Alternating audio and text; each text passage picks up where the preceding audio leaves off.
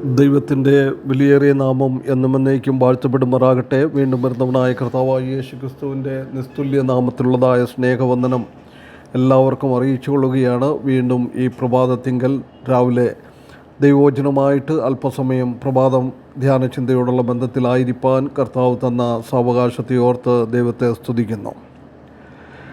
ഈ ദിവസങ്ങളിൽ നാം വെളിപ്പാട് പുസ്തകം 17-ാം അധ്യായത്തിൽ നിന്ന് എതിർ ക്രിസ്തുവിൻ്റെയും വ്യാജമതത്തിൻ്റെയും അതുപോലെ വ്യാജമതത്തിൻ്റെ നാശം ഇതാണ് നാം ചിന്തിച്ചുകൊണ്ട് ഇരിക്കുന്നത്.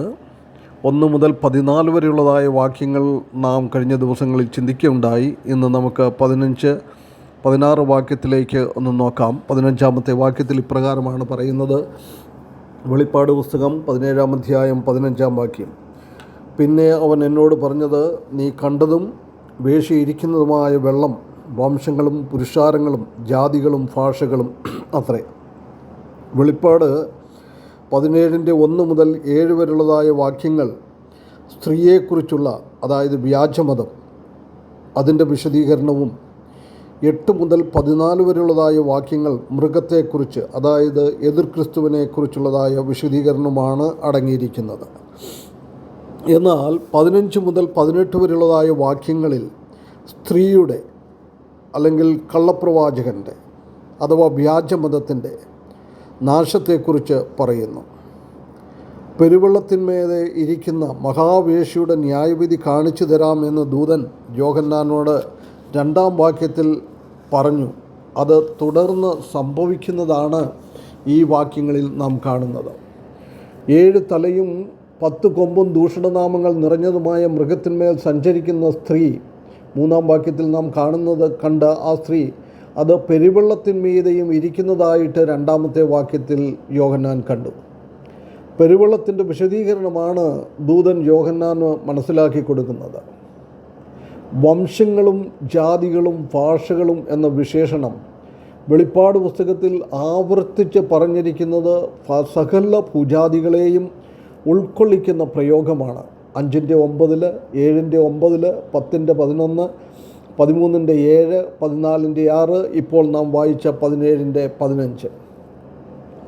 വംശങ്ങളും പുരുഷാരവും ജാതികളും ഭാഷകളും ഉൾക്കൊള്ളുന്ന പെരുവെള്ളത്തിന്മീതെ വേശ്യയായി സ്ത്രീ ഇരിക്കുന്നു എന്നത് അവൾക്ക് സകല ഭൂവാസികളുടെ മേലുമുള്ള സ്വാധീനതയും അവരുടെ മേലുള്ള ആധിപത്യത്തെയുമാണ് കുറിക്കുന്നത്. സാർവദേശികമായ ഏകലോക മതത്തെയും മതവ്യവസ്ഥിതിയെയും ഇവിടെ കാണുന്നു. ലോകത്തിലുള്ള സകലരും ഏകമതത്തിൻ കീഴിൽ ആയിത്തീരും. ചുരുക്കത്തിൽ ഹൈന്ദവർ മുതൽ ക്രിസ്ത്യാനികൾ വരെയും എല്ലാ മതസ്ഥരും ഏകമതത്തിൻ കീഴിൽ അണിനിരക്കും.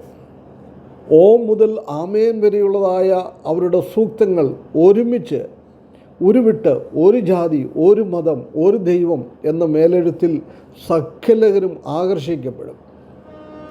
എന്നാൽ എതിർ ക്രിസ്തുവാണ് അവരുടെ ഏക ദൈവമായിട്ട് അംഗീകരിച്ച് അവർ ആരാധിക്കുന്നത്.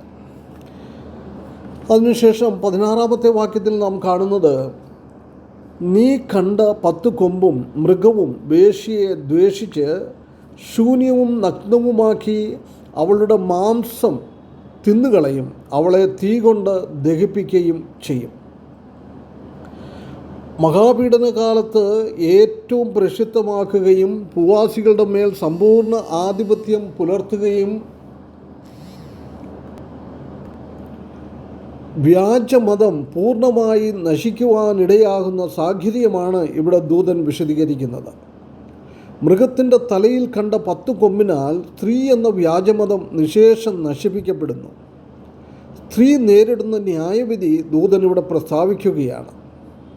അവർ നിന്നെ ശൂന്യമാക്കും, ദ്വേഷിക്കും, നഗ്നമാക്കും, അവളുടെ മാംസം തിന്നുകളയും, തീ കൊണ്ടവളെ ദഹിപ്പിച്ച് കളയും. ഇതാണ് ഇവിടെ ചെയ്യുവാനായിട്ട് പോകുന്നത്.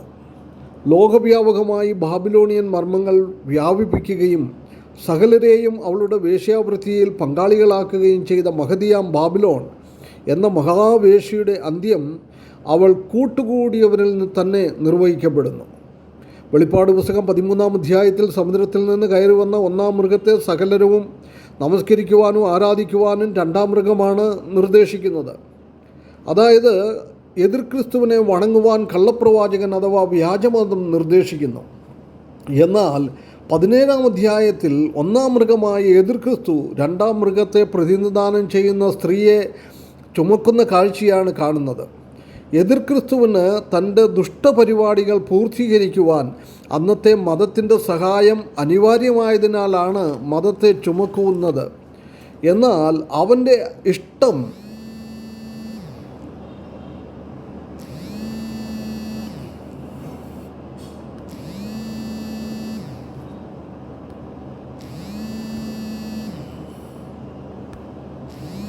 എന്നാൽ 17-ാമത്തെ അധ്യായത്തിൽ നമുക്ക് കാണുവാനായിട്ട് സാധിക്കുന്നത് ഒന്നാം മൃഗമായ എതിർ ക്രിസ്തു രണ്ടാം മൃഗത്തെ പ്രതിനിധാനം ചെയ്യുന്ന സ്ത്രീയെ ചുമക്കുന്ന കാഴ്ചയാണ് കാണുന്നത്.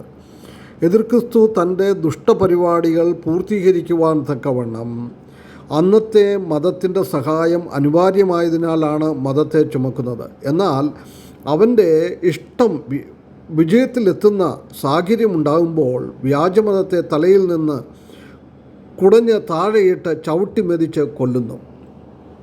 നാമധേയ ക്രൈസ്തവരുടെ അധ്യക്ഷന്മാരെന്നറിയപ്പെടുന്ന പലരെയും നമ്മുടെ രാഷ്ട്രീയ തലവന്മാർ ഇലക്ഷൻ്റെ സമയത്ത് ചെന്ന് ഇലക്ഷന് വേണ്ടി അവരെ ഉയർത്തുകയും എന്നാൽ ഇലക്ഷൻ കഴിഞ്ഞ് വിജയം കരസ്ഥമാക്കിയതിനു ശേഷം അവരെ വേണ്ടുന്ന രീതിയിൽ ഗൗനിക്കാതെയും ഇരിക്കുന്നത് പോലെ തന്നെയാണ് ഇവിടെയും ഈ അന്ത്യസമയത്ത് നടക്കുവാനായിട്ട് പോകുന്നത്. മഹോദരകാലത്തെ മഹാവേശിയായ സ്ത്രീയുടെ ദാരുണമായ അന്ത്യം പഴയ നിയമത്തെ തിരുവെഴുത്തുകളിൽ ഓഹേലിബായിയുടെയും അതായത് യെഹെസ്കേൽ 23-11 മുതൽ 35 വരെയുള്ളതായ വാക്യങ്ങളിലും ഇസാബേൽ 2 രാജാക്കന്മാർ 9-ാം അധ്യായം 33 മുതൽ 37 വരെ ഉള്ള അവരോട് അന്ത്യത്തോട് ചേരുകയാണ്. ആ യെഹെസ്കേലിൻ്റെ പുസ്തകം 23-ാമത്തെ അധ്യായത്തിൽ നമുക്ക് കാണുവാനായിട്ട് സാധിക്കുന്നത് ഒഹേലിബയെ അതായത് യെരുശലേമിനെ അവർ എപ്രകാരമാണ് നഷ്ടപ്പെടുത്തുന്നത് എന്ന് നമുക്ക് കാണുവാനായിട്ട് സാധിക്കും.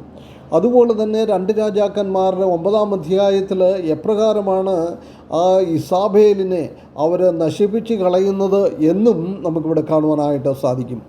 10 കൊമ്പുകൾ പ്രതിനിധാനം ചെയ്യുന്ന ദശരാഷ്ട്ര സംഘടനയിലുള്ള മതത്തിൻ്റെ സൗഹാർദ്ദം അധികനാൾ നീണ്ടു നിൽക്കുകയില്ല. എതിർ ക്രിസ്തുവും തൻ്റെ കൊമ്പുകളായ ദശരാഷ്ട്രങ്ങളും ശക്തി പ്രാപിച്ചുയരുമ്പോൾ മതത്തിൻ്റെ സഹായമോ ഉപദേശമോ സൗഹൃദമോ ആവശ്യമില്ലാതായിത്തീരുന്നു. എതിർ ക്രിസ്തുവിൻ്റെ അധീനതയിലുള്ള ദശരാഷ്ട്ര തലവന്മാർ കള്ളപ്രവാചകൻ അഥവാ വ്യാജത്തെ വെറുക്കുവാൻ തുടങ്ങുന്നു. ലോകരാഷ്ട്രങ്ങൾ തങ്ങളുടെ ശക്തിയും അധികാരവും എതിർ ക്രിസ്തുവിൻ്റെ കാൽക്കൽ സമർപ്പിക്കുന്നതോടെ കള്ളപ്രവാചകൻ്റെ സഹായമില്ലാതെ എതിർ ക്രിസ്തുവിന് നിൽക്കുവാൻ സാധിക്കും. അതോടെ വ്യാജമതത്തിൻ്റെ നാശം ആരംഭിക്കുന്നു.